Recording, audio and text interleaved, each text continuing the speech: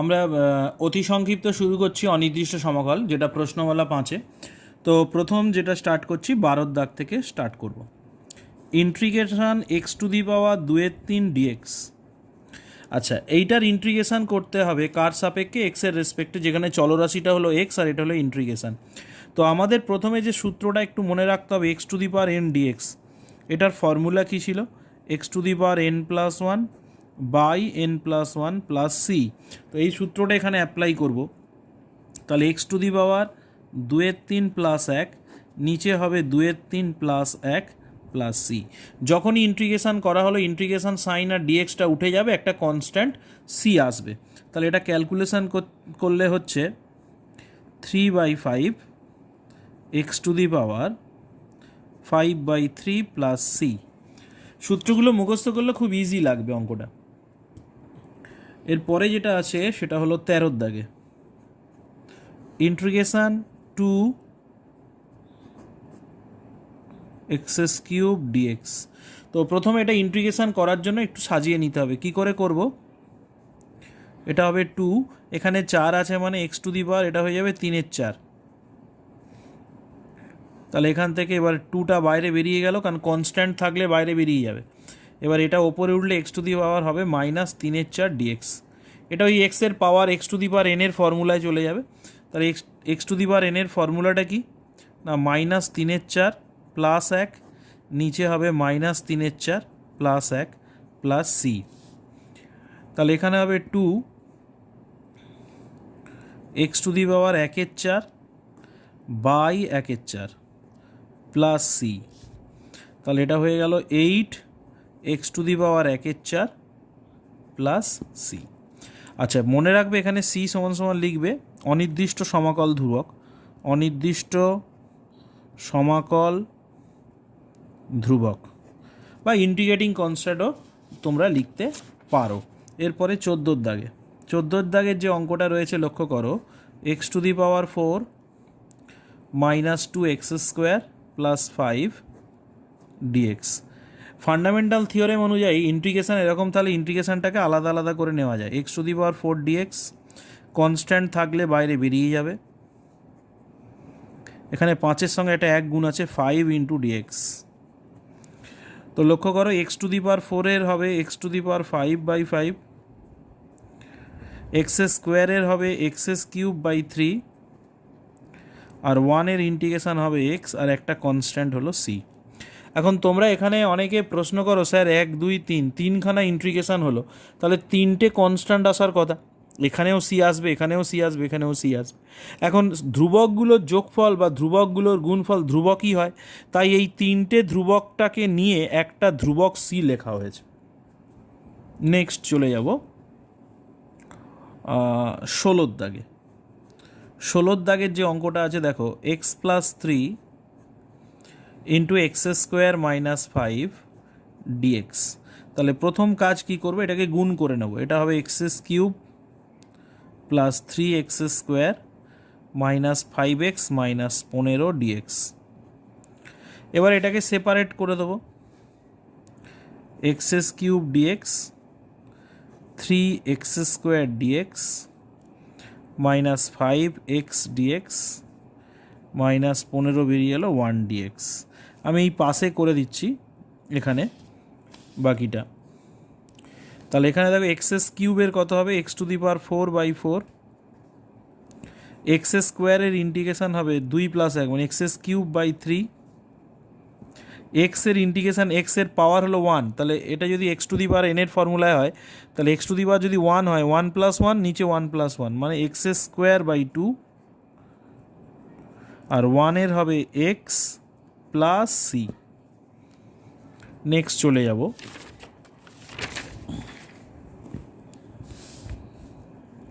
18 দাগ। 18 দাগে আছে integration e⁻³ log x dx।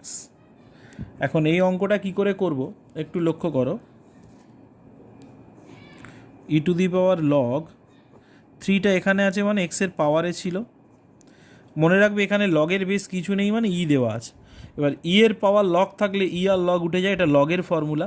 তাহলে আর লগ উঠে গেলে পড়ে থাকবে কত, x³ dx। তাহলে এটার ইন্টিগ্রেশান করলে হবে X to the power 4/4 plus C, এখানে লিখবে সি সমান অনির্দিষ্ট সমাকল ধ্রুবক। এইবারে চলে যাব 19 দাগের অঙ্কটা।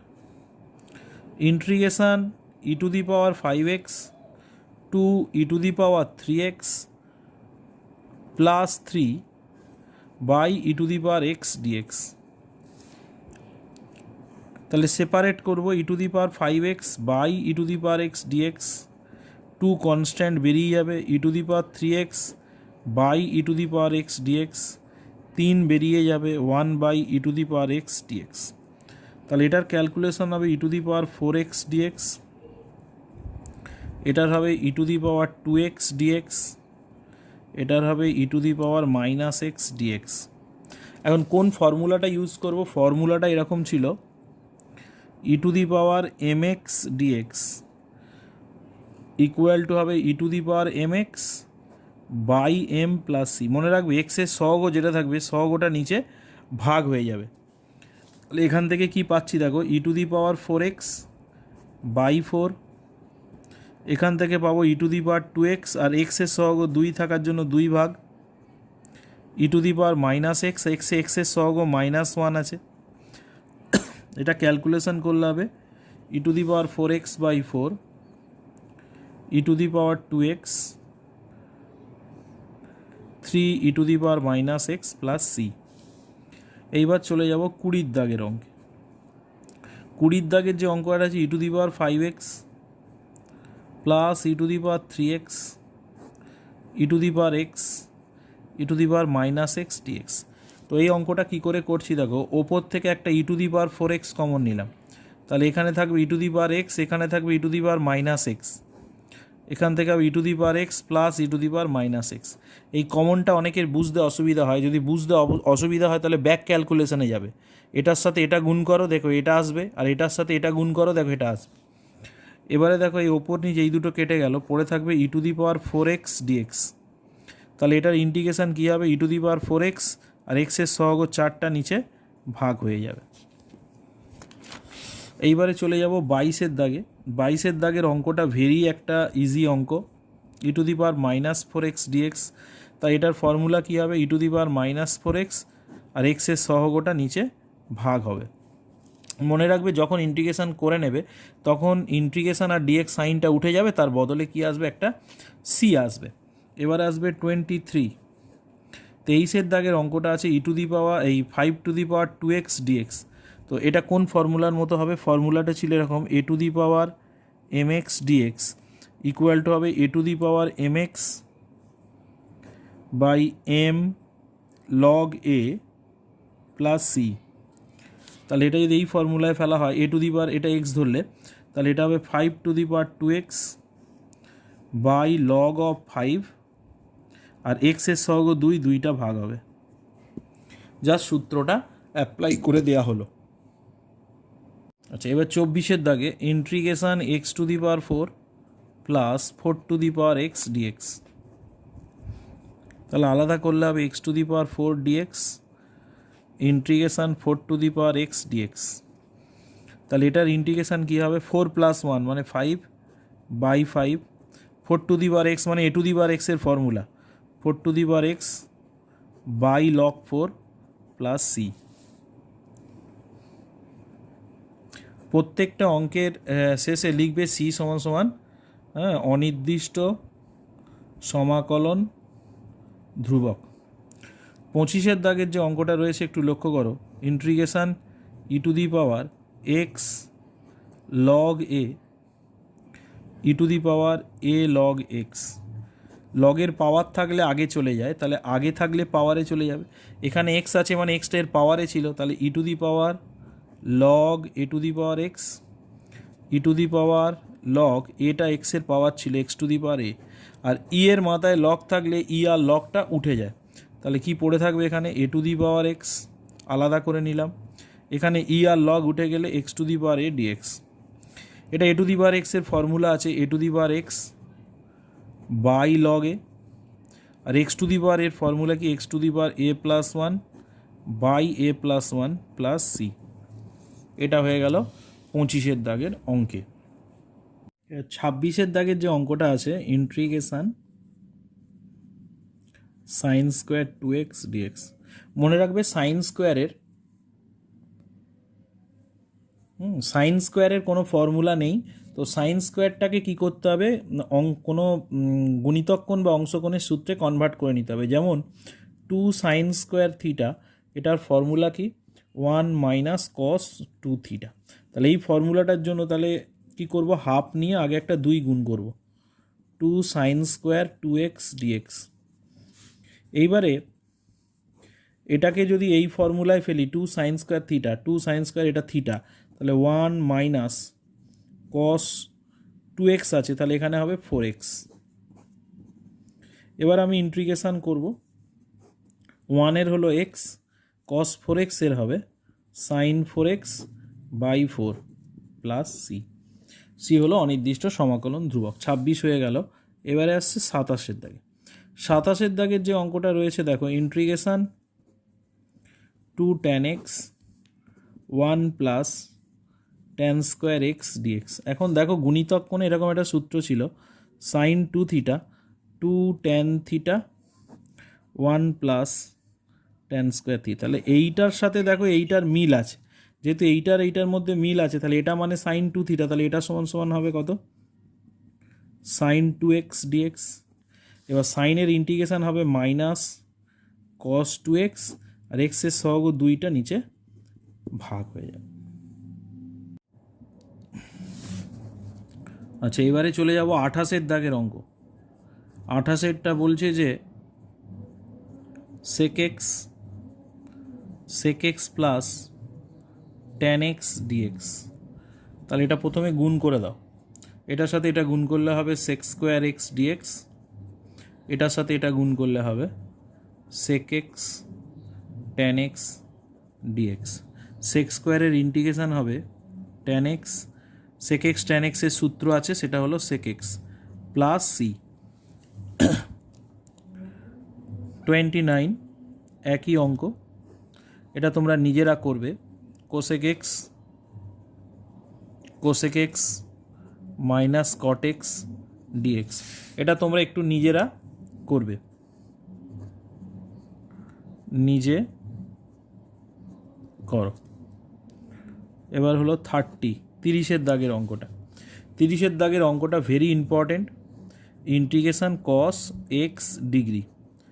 এখন এই কোণের মানটা ডিগ্রিতে থাকলে ইন্টিগ্রেশন করবে না, এটাকে সবসময় রেডিয়ানে কনভার্ট করে নেবে, ঠিক আছে। তাহলে দেখো এখানে জানো এক্স ডিগ্রিকে কী করে রেডিয়ানে কনভার্ট করতে হয়, না পাই রেডিয়ান, 180 ডিগ্রি হলো পাই রেডিয়ান, 1 ডিগ্রি হলো পাই বাই 180। এইভাবে তোমরা করে নেবে, এক্স ডিগ্রি মানে হবে পাই এক্স বাই 180 রেডিয়ান। তাহলে এটাকে আমি ক্যালকুলেশন করে এরকম করতে পারি, কস পাই এক্স বাই 180 ডিএক্স। এবার কস এক্সের ইন্টিগ্রেশন কত, না সাইন এক্স, আর এক্সের সহগও যেটা আছে পাই বাই 180, পাই বাই 180টা ভাগ হবে, কারণ সূত্রটা এরকম ছিল, cos m x dx equal to হলো সাইন এম এক্স, আর এক্সের সহগ এমটা নিচে ভাগ হয়। তাহলে এখান থেকে আবার এটাকে উল্টে দিলে ক্যালকুলেশন করলে 180 বাই পাই, আর এটাকে আবার এক্স ডিগ্রি করে দেওয়া যায়, যেহেতু ইন্টিগ্রেশন হয়ে গেছে। এই হলো। এইবারে চলে যাব 31। আচ্ছা, এর আগে আমি বলেছিলাম সাইন স্কোয়ার থিটা আর কস স্কোয়ার থিটা এদের ইন্টিগ্রেশন হয় না, এদের ইন্টিগ্রেশন করতে গেলে আমাদের গুণিতক কোণের সূত্রে ফেলে নিতে হবে। সেই রকম ট্যান স্কোয়ার আর কট স্কোয়ারেরও কোনো সূত্র নেই। ট্যান স্কোয়ার আর কট স্কোয়ার থাকলে ওটাকে কিভাবে কনভার্ট করব, না কট স্কোয়ার মানে লেখা যায় cosec square theta minus 1 D theta. কেন না, কারণ আমরা জানি cosec square theta minus cot square theta 1, তাহলে এখান থেকে আমি কোসেক স্কোয়ার মাইনাস 1-এ আমি কনভার্ট করে নেব। কেন করব না, এতেই আমি কোসেক স্কোয়ারের একটা ফর্মুলা পেয়ে যাব, আর 1-এরও আমি ইন্টিগ্রেশন করতে পারবো। তাহলে দেখো কোসেক স্কোয়ারের ইন্টিগ্রেশন হলো মাইনাস কট থিটা, আর থিটার সাপেক্ষে 1-এর হবে থিটা প্লাস সি। এটা হলো 31। একইভাবে 32, integration cos square theta D theta. আমি বলেছিলাম কস স্কোয়ারের ইন্টিগ্রেশনের ফর্মুলা হয় না, তার জন্য কি করতে হবে, হাফ নিয়ে একটা সব সময় দুই গুণ করে আমাকে এটা করে নিতে হবে। কিসে না, গুণিতক কোণের কোনো সূত্র। 2 কস স্কোয়ার থিটার ফর্মুলা হলো 1 plus cos 2 theta D theta.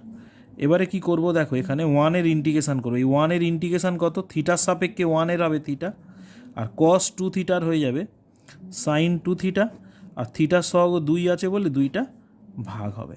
এই হলো 32 হয়ে গেল। এইবার চলে যাব 33তে আছে 1 plus tan square x 1 plus cot square x dx. তো এটাকে এক কাজ করো, 1 প্লাস tan স্কোয়ার এক্স, কটটাকে 1/tan স্কোয়ার এক্স করে দাও। এবারে নিচেরটা লসাগু করে যোগ বিয়োগ করলে 1 প্লাস tan স্কোয়ার এক্স, এটা হয়ে যাবে tan square X plus 1/tan square x dx. তাহলে এটা যদি ওপরে তুলে দিই, এটা হবে tan square x 1 plus tan square X, এটা হবে 1 plus tan square x dx. তাহলে এই দুটো কেটে যাবে, tan স্কোয়ার এক্স ডিএক্স। এবার দেখো আমি বলেছিলাম যে tan স্কোয়ারের সূত্র হয় না, tan স্কোয়ারকে তাহলে ইন্টিগ্রেশন করতে গেলে কি করতে হবে, সেক স্কোয়ার এক্স মাইনাস 1-এ ভেঙে নিতে হবে, কারণ আমরা জানি sec square X minus tan square x 1, তাহলে এখান থেকে tan স্কোয়ারের ভ্যালু আসবে এটা। এবার সেক স্কোয়ারের ইন্টিগ্রেশন করো, সেক স্কোয়ারের ইন্টিগ্রেশন হলো tan এক্স, আর 1-এর ইন্টিগ্রেশন এক্সের সাপেক্ষে 1-এর হবে এক্স প্লাস সি। এইবারে চলে যাব 35-এ কি আছে, sec square X cosec square x DX. এটা ভেরি ইজি অঙ্ক। সেক স্কোয়ার মানে 1/cos square X, cosec square মানে 1/sin স্কোয়ার এক্স ডিএক্স। এটাকে উল্টে দিলে এরকম হয়ে যাবে sine square X by cos square x DX. এখান থেকে চলে আসবে tan স্কোয়ার এক্স ডিএক্স। এবার আগেরটার মতো নিজেরা করে নাও, নিজে করো। আচ্ছা এবারে দেখো 34। আচ্ছা 34-এ কি আছে, 34-এ আছে তোমার integration sec x 2 cot square X plus cos square X by cos X. তো এটা সেপারেট করব, সেপারেট মানে দেখো sec x এর নিচে একবার cos x নেব, 2টা বাইরে বেরিয়ে গেল, cot স্কোয়ার এক্স এর নিচে একবার cos x নেব, আর এই cos স্কোয়ারের নিচে একবার cos x নেব।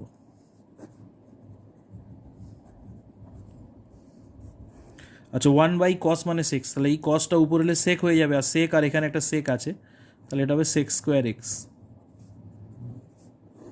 এখানে কট স্কোয়ার আছে, তাহলে কট স্কোয়ার একটা কটটাকে ঠিক রাখলাম, আর একটা কটকে ভাঙলাম cos x by sine x, আর এই কস এক্সটা নিচে রয়েছে, এখানে একটা করে কস কেটে যাবে, এটা হয়ে যাবে কস এক্স ডিএক্স। তাহলে সেক স্কোয়ার এক্স ডিএক্স, একটা করে কস কেটে গেল, এইটা কেটে গেলে 1/sin, সাইনটা উপরে উঠলে হয়ে যাবে cosec X cot X DX integration cos X dx.